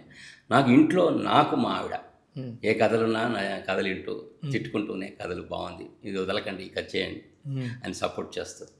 అలా వెనక నన్ను నడిపిస్తుంది మా అబ్బాయి, మా ఆవిడ, మా అన్నయ్య గారు. Very good. ఒక మంచి ఫ్యామిలీ, ఒక మంచి ఫ్యామిలీ మ్యాన్ని కలిసాం. ఎండ్ ఫైనల్గా నువ్వు ఏం సాధించావంటే ఇంట గెలిచి రచ్చగలు ఉన్నారు కదా. అవును. సో నేను ఫస్ట్ ఇంట్లో విన్ అయ్యాను, బయట కూడా విన్ అవుతున్నాను, ఆల్మోస్ట్ అయినట్టే, ఇంకా విన్ అవ్వాలి. అదే మీరు ఏదో ఇందాక మాట్లాడితే కష్టాలు అన్నారు, సినిమా ఇండస్ట్రీ అంటే ఇది కదా సార్, ఎందుకంటే ఏముంటుంది కష్టాలంటే, అది నిజం చెప్పాలంటే అవి సినిమా అవకాశం వచ్చినా సక్సెస్ వచ్చినా కష్టం ఉంటుంది. అవును. ఇప్పుడు కంటిన్యూషన్ ఉంటే వర్క్ కంటిన్యూగా ఉంటేలే కష్టం ఉండదు. Correct, correct. అలా చాలా తక్కువ ఉంది. ఓకే, ఆ కష్టం గురించి మాట్లాడారు మీరు. నిజం చెప్పాలంటే ఏ రోజు కూడా నేను డల్ అయిపోలేదు సార్, నాకేం లేదు, ఏం రాలేదే అనుకుంటే అక్కడే ఇంత దూరం వచ్చేవాడిని కాదు. అవి ఎక్కడ మొదలెట్టానండి అసలు నేను. అండ్ ఆదిత్య మ్యూజిక్ సంగీత సార్కి రాకముందు నేను ఆల్రెడీ ఒక 50-60 సంస్థల్లో పనిచేశాను. ఆంధ్రభూమిలో పేపర్స్ బుక్ రెడీ చేయడానికి పేపర్స్ ఉంటాయి, ఇలా పెట్టి కుప్ప చేస్తారు, అలా రోజుకి 5 రూపాయలకి పనిచేశాను. సితార్లో పనిచేశాను, సోమా కూల్ డ్రింక్ ఉండేది, రామజీలో గ్రూప్లో పనిచేశాను. అలా ఒక 56 ఆర్గనైజేషన్స్లో ఒక 10 ఏళ్ళు పనిచేశాను.